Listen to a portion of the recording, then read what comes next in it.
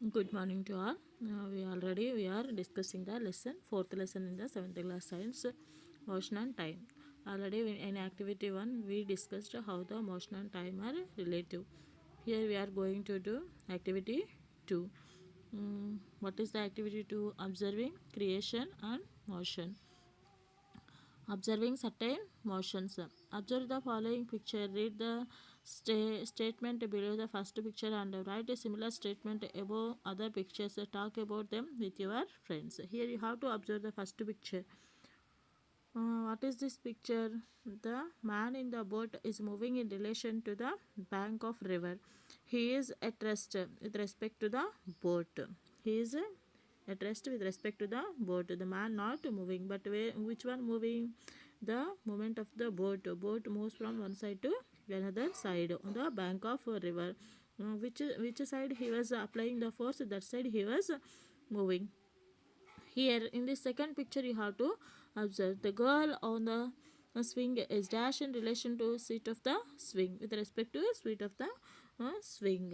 So the girl moving with respect to the swing but not moving the girl, only swing will moves with respect to that the girl moves.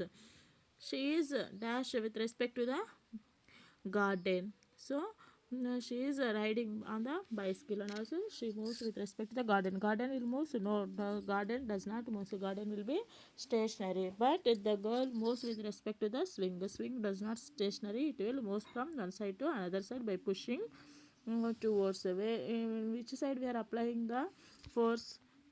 We are applying the towards this side, so the girl moves in this side, but the movement of the girl is stationary. The girl's stationary seated in the swing, but which was moving? The swing moving from one side to another side. Here you have to observe how the swing moves by applying the force to move from one side to another side.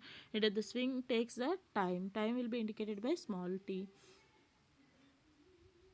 So here you have to observe the picture 7.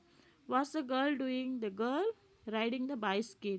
So how the girl seated on the bicycle? How the girl moves with respect to the bicycle movement? But the girl does not move. So girl will be placed in her place is stationary. The girl on the bicycle dash in relation on to the road. So with respect to the bicycle, the girl moving. She is dash in relation to the bicycle. The movement of the bicycle, she is moves from one side to another side by applying the force by using her legs. This is about the observing certain motions. So here you have to observe uniform and non-uniform motion. How the uniform motion and how the non-uniform motion you have to observe in this activity. Uniform and non-uniform motions. A body is said to be in motion if its position keeps on changing with time with respect to the observer. So body in motion with respect to the position. If the body changes, suppose in the car the man moves with respect to the car.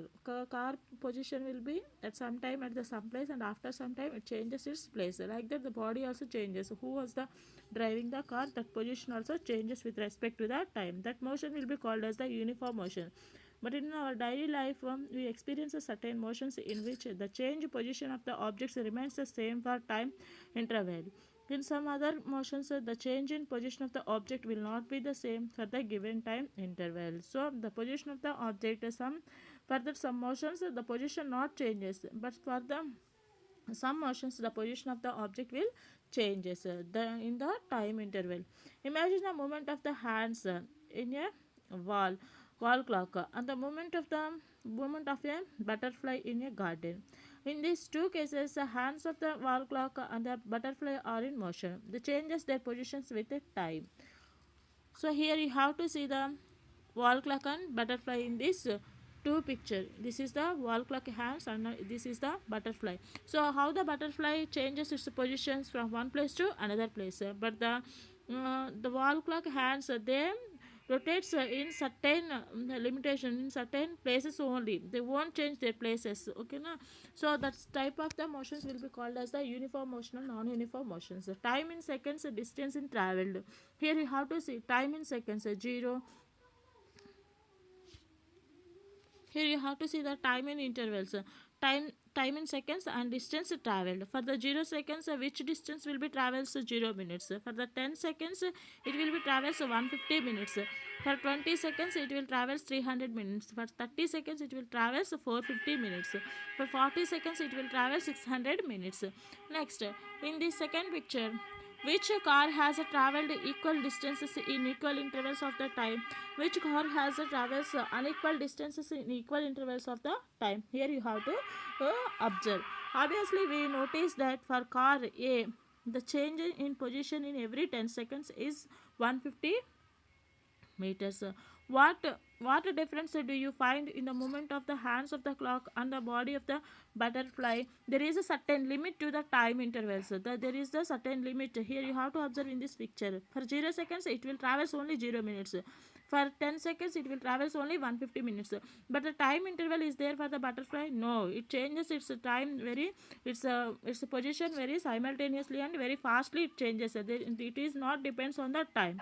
So which is depends on the time, the movement will be called as the uniform motion. The motion which is not depends on the time intervals, that motion will be called as the non-uniform motion. In which case is the change of positions with a time constant. In the first figure 8, the wall clock hands will change its positions with respect to the time intervals, but in the figure 9, the butterfly position does not changes with respect to the time.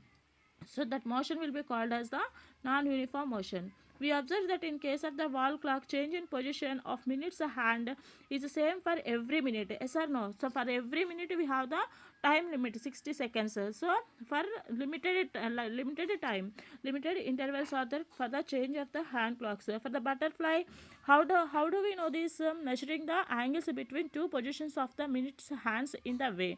But in the case of the butterfly, the change in the positions is not constant, while it is flying from one flower to another fly in the garden. Already we discussed.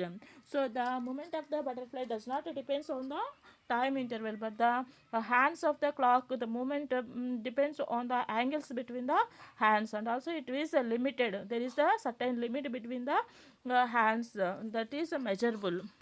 So this is about the activity 3. All of you must and should read the textbook.